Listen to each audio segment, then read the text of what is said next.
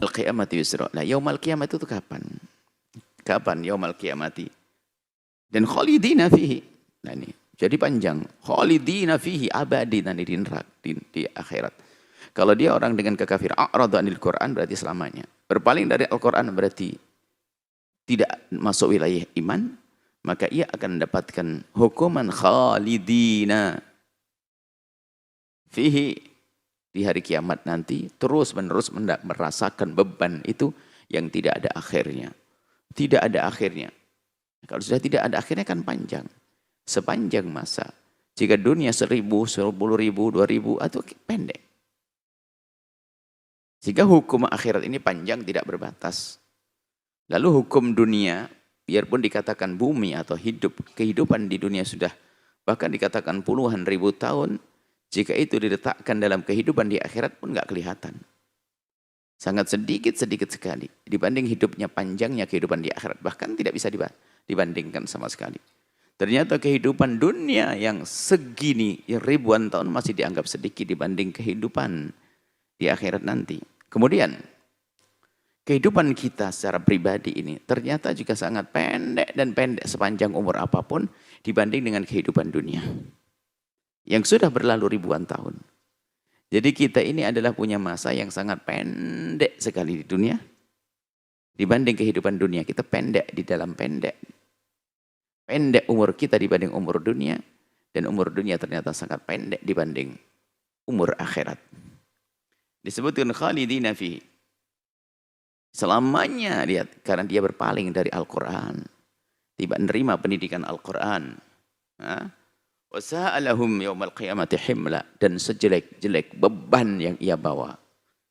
Wasa'alahum sejelek-jelek bagi mereka. Yawmal qiyamati di hari kiamat himla yang ia bawa. Maksudnya dosa itu adalah sejelek-jelek bawaan. Lo kok membawa dosa? Lagi lapar membawa racun, gitu loh. Ke akhirat membawa dosa, bukan membawa amal baik. Yang dibawa adalah dosa. Karena yang dibawa dosa, maka beban dia. Tersiksa dia. Berat dia. Hari kiamat itu kapan? Yauma yunfakhu fis-sur. Yauma yunfakhu fis-suri, yaitu di saat ditiupnya sangkakala. Ditiupkan trompet. Ada peniupan trompet. 2 kali peniupan trompet. Pertama kali trompet ditiupkan, dihancurkannya semesta. Penghuni, mati semuanya. Nufikha fis-suri, fasa'iqa. Fasa'iqa, tersungkur, mati, seterungkur, hilang kesadaran. Man fis samawati wa man fil ardi, semua yang di langit dan di bumi. Ila man sya'allah, kecuali beberapa makhluk yang memang Allah kecualikan. Di antaranya malaikat peniup trompet sendiri tidak mati. Ada, jadi semua ada pada mati kita. Hingga nanti setelah itu akan ditiupkan trompet yang kedua kali, yaitu dibangkitkan dari padang mahsyar. Ditiup trompet yang pertama, berakhir kisah kehidupan manusia. Setelah itu baru ada peniupan trompet yang kedua, dibangkitkan semua manusia. Inilah saatnya. Yang dikatakan saat mulai tampak terasa membawa beban dosa karena pengingkaran kepada Al-Quran. Wa nahsyurul mujrimina yawma idzin zurqa. Nahsyuru, akan kami menggiring Allah, menggiring orang-orang pendosa-pendosa itu akan digiring di padang mahsyar setelah ditiup trompet yang kedua, sangkakala yang kedua, kemudian mereka bangkit, kemudian digiring dalam keadaan orang-orang jahat ini, pendosa-pendosa ini zurqa. Zurqa ini adalah biru. Biru. Jadi ternyata warna biru ini warna menyeramkan. Orang dipukul memer jadi biru. Wajahnya dihajar habis, biru. Membiru. Ini gambaran tentang suasana yang mengerikan di padang mahsyar, yang mereka ketakutan, dan mereka ketakutan sehingga dikiring wajah-wajah mereka adalah tampak biru, zurqa. Menyeramkan. Artinya dalam keadaan dia tidak baik-baik. Bukan seperti yang lainnya, ada hamba yang digiring di padang mahsyar laksana kilat. Sekejap, bahkan dikatakan padang mahsyar yang puluhan ribu tahun. Itu hanya dilewati oleh orang-orang pilihan Allah, para kekasih Allah. Dirasakan oleh mereka seperti ma baina dhuhri wal asri, seperti di antara waktu zuhur dengan asar, singkat sekali. Seolah-olah baru dikumpulkan, tiba-tiba sudah di tengah-tengah surga. Nah inilah orang-orang yang beriman. Tapi yang a'rada, yang berpaling dari Al-Quran, dia ketakutan di padang mahsyar, kebingungan. Tidak ada tanda kalau ini ke arah barat, atau ini ke arah timur, ini menuju kemana, enggak ada. Kalau bahasanya seperti orang diiteri, di ayak. Kalau ada ada ibu-ibu dulu, zaman dulu dengan satu namanya tampah begitu, yang bulat begitu, kemudian kita ada padi atau apa, kemudian kita gerak-gerakkan begitu, kita putar begitu. Ya begitulah keadaan orang di padang mahsyar, sebab ke barat dan ke timur sama-sama enggak ada tandanya. Sama-sama enggak jelas arahnya mau kemana ini, cuman tiba-tiba mereka pada akhirnya dihadapkan kepada jembatan Shiratal Mustaqim. Di antara mereka ada yang melihat tapi kecil banget dan dia harus melewatinya, sehingga tidak lama kemudian pun juga akan kecebur ke neraka. Ada lagi yang sama sekali tidak melihat tapi kenapa disuruh masuk dan berjalan lalu kecebur ke neraka. Sehingga ada lagi yang berjalan dengan merangkak kelihatan tapi kecil banget, akhirnya di pertengah jalan sudah diambil oleh, disebutkan di kiri kanan sirat itu adalah ada besi-besi yang seperti yang bergigi, lalu akan mengambil orang-orang yang melewatinya. Ada yang melihat jalannya agak gede, tapi kenapa kok dia masih ketakutan? Ada yang dibukakan jalannya lebar sekali dan dia berjalan seperti orang lari kencang. Ada lagi orang yang berjalan seperti orang naik kendaraan. Bahkan ada orang yang melewati padang mahsyar seperti kilat. Semoga Allah menjadikan kita melewati Shiratal Mustaqim laksana kilat. Sehingga menjadikan tampak dan tidak tampaknya jembatan tersebut adalah amal kita. Pendosa-pendosa tidak akan melihat karena harus merasakan neraka. Yajin sisrun mamdudun ala matni jahannam. Mereka menyebutkan adalah satu jembatan yang ditegakkan di atas jahannam, yang enggak bisa nyebrang, terjerumus masuk ke dalam neraka. Ini kemudian di saat mereka digiring, belum sampai ke neraka, di saat digiring itu Anda sudah merasakan tersiksa. Panasnya luar biasa. Panasnya luar biasa. Karena bumi itu diganti oleh Allah menjadi bumi yang putih. Bangunan yang selama ini kita saksikan rata semua tidak ada. Dirubah menjadi hamparan semuanya. Enggak ada pepohonan-pepohonan untuk kita bisa berlindung. Enggak ada pos gubuk-gubuk, tidak. Semuanya bayangkan, putih. Semuanya putih. Bagaimana tidak membingungkan? Saya tadi dari sana atau mau ke sana? Itu enggak sadar. Cuma noleh begini sudah bingung, kok sama-sama dan bingung. Kemudian dikatakan matahari sejengkal di atas kepala kita. Mengerikan. Jadi suasana sangat menakutkan. Dan orang berjalan bermacam-macam. Ada yang tenggelam dalam keringatnya sampai mata kakinya. Ada tenggelam dalam keringatnya sehingga berjalan pun kerepotan sampai lututnya. Ada tenggelam sampai pinggangnya. Ada tenggelam sampai lehernya. Ada yang sudah mencapai mulutnya. Sehingga ia pun kerepotan sambil berjalan, sambil menghindar dari tenggelam di dalam keringat. Dan seterusnya. Itu keadaan di padang mahsyar. Akan tapi di sana ternyata ada manusia-manusia pilihan. Istimewa. Yang tidak seperti yang lainnya. Bagi mereka padang mahsyar adalah hanya sekedar lewat saja. Melewati begitu dan bagi mereka ada. Tidak merasakan beban. Tidak merasakan sesuatu yang menakutkan. Orang-orang yang beriman. Orang-orang yang jika bersalah di dunia bergegas untuk tobat sehingga sudah tidak ada sisa dosa lagi. Sehingga dimulai di alam barzah pun sudah menikmati nikmat barzah. Di saat dibangkitkan pun bersama orang-orang yang dicintai oleh Allah. Bahkan banyak atau di antara mereka ini mendapatkan perlindungan dari Allah. Yauma la dhilla illa dhilli. Yang tidak ada perlindungan kecuali dari aku, dari Allah Subhanahu wa taala. Diberi perlindungan.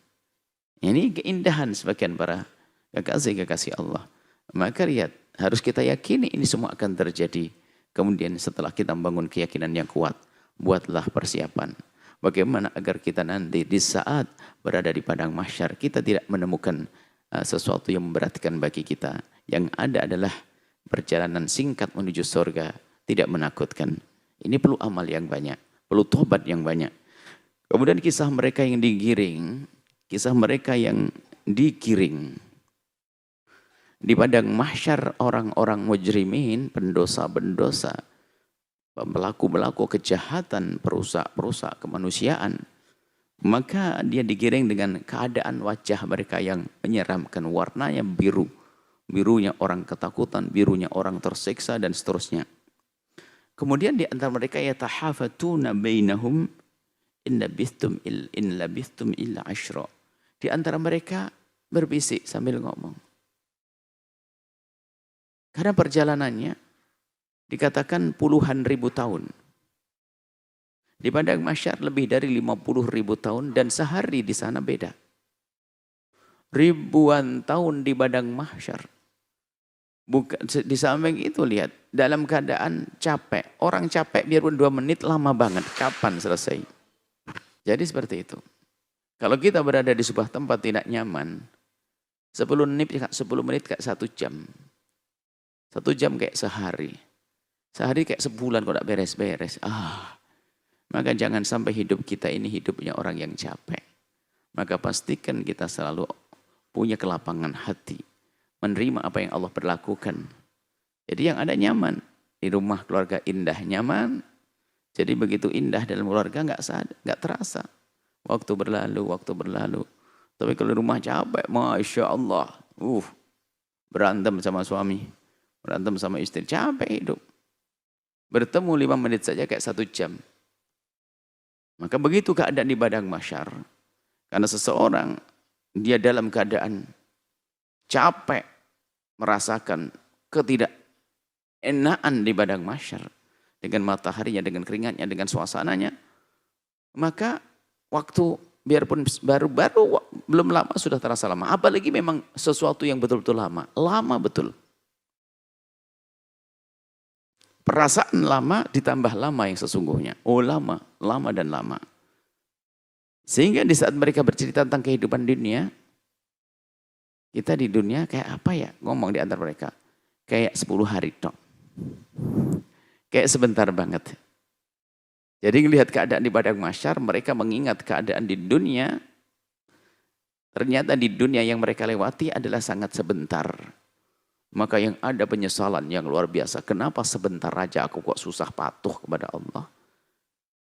Dan ini termasuk kasih sayang Allah kepada kita untuk tunduk patuh beribadah hanya dalam tempo 70, 80, 90, 100. Bukan selama-lamanya.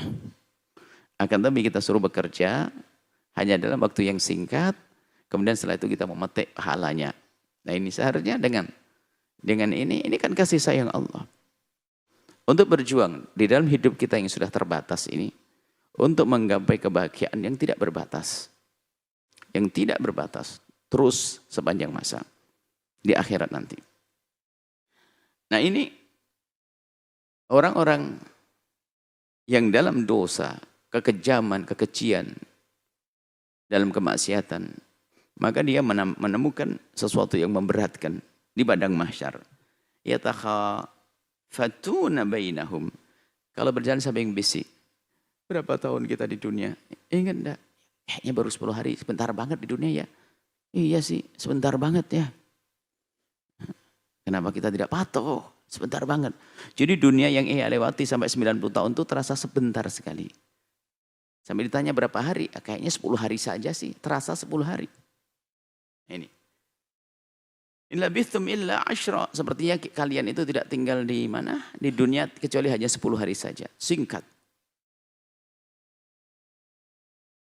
Allah berfirman, nahnu a'lamu bima yakulun. Tentu Allah lebih tahu apa yang mereka katakan. Mereka perkataan yang tidak berguna lagi. Itu kan penyesalan yang tidak ada artinya. Kenapa cuma 10 hari saja waktu yang singkat kita enggak patuh. Sholat pun ternyata sehari cuma 5 waktu, bukan 24 jam suruh sholat semuanya. 5 waktu pun hanya mengambil beberapa menit, 3-4 menit satu sholat. Ternyata dari waktu yang 24 jam hanya untuk Allah, sholat 25 menit, nggak sampai 20 menit cukup. Tapi kenapa aku tidak mau? Maka penyesalan di atas penyesalan terus. Nahnu a'lamu bima yaqulun. Allah Maha tahu apa yang mereka bincangkan, mereka omongkan, mereka bisikkan di antara mereka. Idh yaqulu amthaluhum tariqatan. Nah, ada yang berkata di antara mereka yang paling benar di dalam memaparkan, merasakan, menyampaikan di antara mereka, amthaluhum, yang paling benar pendapatnya tuh ngomong apa? In labithum illa yauma.